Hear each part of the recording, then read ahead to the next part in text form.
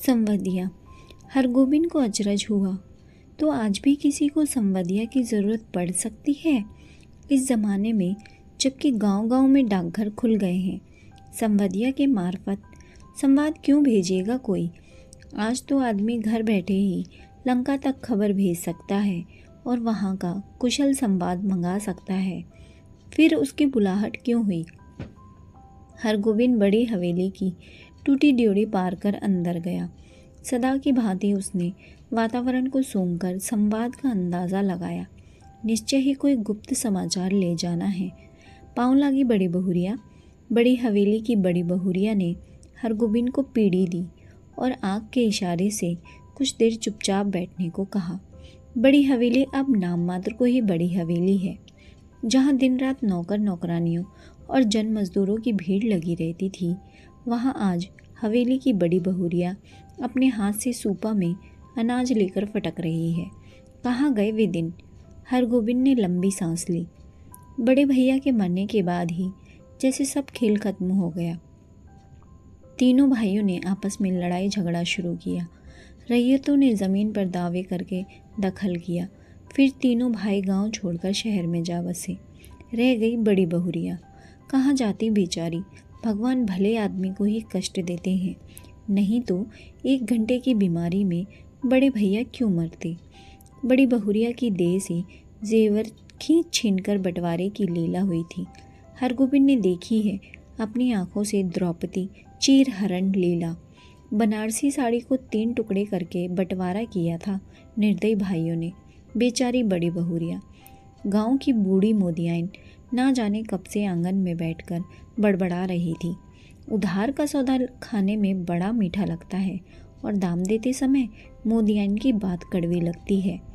मैं आज दाम लेकर ही उठूंगी। बड़ी बहुरिया ने कोई जवाब नहीं दिया। हरगोबिंद ने फिर लंबी सांस ली। जब तक यह मोदियाइन आंगन से नहीं टलती, बड़ी बहुरिया हरगोबिंद से कुछ नहीं बोलेगी। वह अब चुप नहीं रह सका। मोदियाइन काकी, बाकी बकाया वसूलने का यह काबुली कायदा तो तुमने खूब सीखा है। काबुली कायदा सुनते ही मोदियाइन तमक कर खड़ी हो गई। चुप रह, मुँह झोंसे निमोछिए। क्या करूं काकी, भगवान ने मूछ दाढ़ी दी नहीं, ना काबुली आगा साहब की तरह गुलजार दाढ़ी। फिर काबुली का नाम लिया तो जीभ पकड़कर खींच लूँगी। हरगोबिंद ने जीभ बाहर निकालकर दिखलाई, अर्थात खींच लो। मोदियाइन बड़बड़ाती गाली देती हुई चली गई तो बड़ी बहुरिया ने हरगोबिंद से कहा, हरगोबिंद भाई, तुमको एक संवाद ले जाना है आज ही। बोलो, जाओगे ना? कहाँ? मेरी माँ के पास। हरगोबिंद बड़ी बहुरिया की छलछलाई आंखों में डूब गया। कहिए, क्या संवाद है? संवाद सुनाते समय बड़ी बहुरिया सिसकने लगी। हरगोबिंद की आंखें भी भर आईं। बड़ी हवेली की लक्ष्मी को पहली बार इस तरह सिसकते देखा है हरगोबिंद ने। वह बोला, बड़ी बहुरिया, दिल को कड़ा कीजिए। और कितना कड़ा करूं दिल?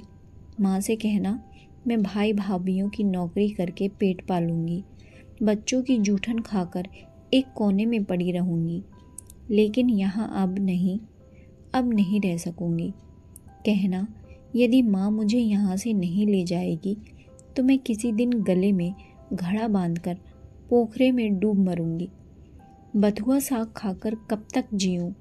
किस लिए, किसके लिए? हरगोबिंद का रोम रोम कलपने लगा। देव देवरानियाँ भी कितने बेदर्द हैं।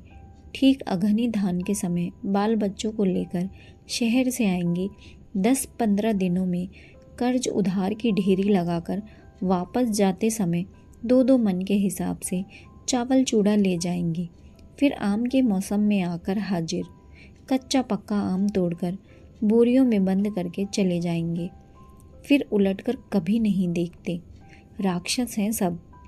बड़ी बहुरिया आंचल के खूंट से 5 रुपए का एक गंदा नोट निकालकर बोली, पूरा राह खर्च भी नहीं जुटा सकी। आने का खर्च माँ से मांग लेना। उम्मीद है भैया तुम्हारे साथ ही आएंगे। हरगोबिंद बोला, बड़ी बहुरिया, राह खर्च देने की ज़रूरत नहीं, मैं इंतज़ाम कर लूँगा। तुम कहाँ से इंतज़ाम करोगे? मैं आज 10 बजे की गाड़ी से ही जा रहा हूँ। बड़ी बहुरिया हाथ में नोट लेकर चुपचाप भावशून्य दृष्टि से हरगोविंद को देखती रही। हरगोविंद हवेली से बाहर आ गया। उसने सुना बड़ी बहुरिया कह रही थी, मैं तुम्हारी राह देख रही हूँ संवदिया, अर्थात संदेशवाहक। हरगोविंद संवदिया। संवाद पहुँचाने का काम सभी नहीं कर सकते। आदमी भगवान के घर से संवदिया बनकर आता है। संवाद के प्रत्येक शब्द को याद रखना, जिस सुर और स्वर में संवाद सुनाया गया है ठीक उसी ढंग से जाकर सुनाना सहज काम नहीं। गांव के लोगों की गलत धारणा है कि निठल्ला, कामचोर और पेटू आदमी ही संवदिया का काम करता है। ना आगे नाथ, ना पीछे पगहा। बिना मजदूरी लिए ही जो गांव-गांव संवाद पहुंचाए, उसको और क्या कहेंगे? औरतों का गुलाम? ज़रा सी मीठी बोली सुनकर ही नशे में आ जाए, ऐसे मर्द को भी भला मर्द कहेंगे? किंतु गांव में कौन ऐसा है जिसके घर की माँ, बहू, बेटी का संवाद हरगोविंद ने नहीं पहुंचाया है? लेकिन ऐसा संवाद पहली बार ले जा रहा है वह। गाड़ी पर सवार होते ही हरगोविंद को पुराने दिनों और संवादों की याद आने लगी। बड़ी बहुरिया के संवाद का प्रत्येक शब्द उसके मन में कांटे की तरह चुभ रहा है। किसके भरोसे यहाँ रहूंगी? एक नौकर था, वह भी कल भाग गया। गाय खूंटे से बंधी भूखी प्यासी हिकर रही है। मैं किसके लिए इतना दुख झेलूं? हरगोविंद ने अपने पास बैठे हुए एक यात्री से पूछा, क्यों भाई साहब, थाना बेहमपुर में डाकगाड़ी रुकती है या नहीं? यात्री ने मानो कुड़कर कहा, थाना बेहमपुर में सभी गाड़ियां रुकती हैं। हरगोविंद ने भांप लिया, यह आदमी चिड़चिड़े स्वभाव का है, इससे कोई बातचीत नहीं जमेगी। वह फिर बड़ी बहुरिया के संवाद को मन ही मन दोहराने लगा। लेकिन संवाद सुनाते समय वह अपने कलेजे को कैसे संभाल सकेगा? बड़ी बहुरिया संवाद कहते समय जहाँ जहाँ रोई है, वहाँ वह भी रोएगा। कटिहार जंक्शन पहुंचकर उसने देखा 15-20 साल में बहुत कुछ बदल गया है। अब स्टेशन पर उतरकर किसी से कुछ पूछने की कोई ज़रूरत नहीं। गाड़ी पहुंची और तुरंत भोंपे से आवाज़ अपने आप निकलने लगी। थाना बेहमपुर, खगड़िया और बरौनी जाने वाले यात्री 3 नंबर प्लेटफार्म पर चले जाएं। गाड़ी लगी हुई है। हरगोविंद प्रसन्न हुआ। कटिहार पहुंचने के बाद ही मालूम होता है कि सचमुच सुराज हुआ है। इसके पहले कटिहार पहुंचकर किस गाड़ी में चढ़ें और किधर जाएं, इस पूछताछ में ही कितनी बार उसकी गाड़ी छूट गई है। गाड़ी बदलने के बाद फिर बड़ी बहुरिया का करुण मुखड़ा उसकी आंखों के सामने उभर गया। हरगोविंद भाई, माँ से कहना भगवान ने आंखें फेर ली, लेकिन मेरी माँ तो है। किस लिए, किसके लिए मैं बथुआ साग खाकर कब तक जीऊँ? थाना बेहमपुर स्टेशन पर गाड़ी पहुंची तो हरगोविंद का जी भारी हो गया। इसके पहले भी कई भला बुरा संवाद लेकर वह इस गांव में आया है। कभी ऐसा नहीं हुआ उसके पैर गांव की ओर बढ़ ही नहीं रहे थे। इसी पगडंडी से बड़ी बहुरिया अपने मैके लौट आवेगी, गांव छोड़कर चली जावेगी, फिर कभी नहीं आवेगी। हरगोविंद का मन कलपने लगा। तब गांव में क्या रह जाएगा? गांव की लक्ष्मी ही गांव छोड़कर जावेगी। किस मुंह से वह ऐसा संवाद सुनाएगा? कैसे कहेगा कि बड़ी बहुरिया बथुआ साग खाकर गुजारा कर रही है? सुनने वाले हरगोबिंद के गांव का नाम लेकर थूकेंगे। कैसा गांव है जहां लक्ष्मी जैसी बहुरिया दुख भोग रही है? अनिच्छापूर्वक हरगोबिंद ने गांव में प्रवेश किया। हरगोबिंद को देखते ही गांव के लोगों ने पहचान लिया। जलालगढ़ गांव का संवादिया आया है। ना जाने क्या संवाद लेकर आया है। राम राम भाई, कहो कुशल समाचार ठीक है ना? राम राम भैया जी, भगवान की दया से सब आनंदी है। उधर पानी बूंदी पड़ा है। बड़ी बहुरिया के बड़े भाई ने हरगोबिंद को नहीं पहचाना। हरगोबिंद ने अपना परिचय दिया तो उन्होंने सबसे पहले अपनी बहन का समाचार पूछा। दीदी कैसी है? भगवान की दया से सब राजी खुशी हैं। मुंह हाथ धोने के बाद हरगोबिंद की बुलाहट आंगन में हुई। अब हरगोबिंद कांपने लगा। उसका कलेजा धड़कने लगा। ऐसा तो कभी नहीं हुआ। बड़ी बहुरिया की छलछलाई हुई आंखें, सिसकियों से भरा हुआ संवाद। उसने बड़ी बहुरिया की बूढ़ी माता को पांव लागी की। बूढ़ी माता ने पूछा, कहो बेटा, क्या समाचार है? माई जी, आपके आशीर्वाद से सब ठीक है। कोई संवाद? संवाद? जी, संवाद तो कोई नहीं। मैं कल सिरसिया गांव आया था तो सोचा कि एक बार चलकर आप लोगों का दर्शन कर लूं। बूढ़ी माता हरगोबिंद की बात सुनकर कुछ उदास सी हो गई। तो तुम कोई संवाद लेकर नहीं आए हो? जी नहीं, कोई संवाद नहीं। ऐसे बड़ी बहुरिया ने कहा है कि यदि छुट्टी हुई तो दशहरा के समय गंगा जी के मेले में आकर माँ से भेंट मुलाकात कर जाऊंगी। बूढ़ी माता चुप रही। हरगोबिंद बोला, छुट्टी कैसे मिले? सारी गृहस्थी बड़ी बहुरिया के ऊपर ही है। बूढ़ी माता बोली, मैं तो बबुआ से कह रही थी कि जाकर दीदी को लिवा लाओ, यहीं रहेगी। वहाँ अब क्या रह गया है? जमीन जायदाद तो सब चली ही गई। तीनों देवर अब शहर में जाकर बस गए हैं। कोई खोज खबर भी नहीं लेते। मेरी बेटी अकेली। नहीं माई जी, ज़मीन जायदाद अभी भी कुछ कम नहीं। जो है वही बहुत है। टूट भी गई है तो आखिर बड़ी हवेली ही, स्वांग नहीं है। यह बात ठीक है, मगर बड़ी बहुरिया का तो सारा गांव ही परिवार है। हमारे गांव की लक्ष्मी है बड़ी बहुरिया। गांव की लक्ष्मी गांव को छोड़कर शहर कैसे जाएगी? यूँ देवर लोग हर बार आकर ले जाने की जिद करते हैं। बूढ़ी माता ने अपने हाथ से हरगोबिंद को जलपान लाकर दिया। पहले थोड़ा जलपान कर लो बबुआ। जलपान करते समय हरगोबिंद को लगा बड़ी बहुरिया दालान पर बैठी उसकी राह देख रही है, भूखी प्यासी। रात में भोजन करते समय भी बड़ी बहुरिया मानो सामने आकर बैठ गई। कर्ज उधार अब कोई देते नहीं। एक पेट तो कुत्ता भी पालता है, लेकिन मैं माँ से कहना। हरगोबिंद ने थाली की ओर देखा। दाल भात, 3 किस्म की भाजी, घी, पापड़, अचार। बड़ी बहुरिया बथुआ साग उबालकर खा रही होगी।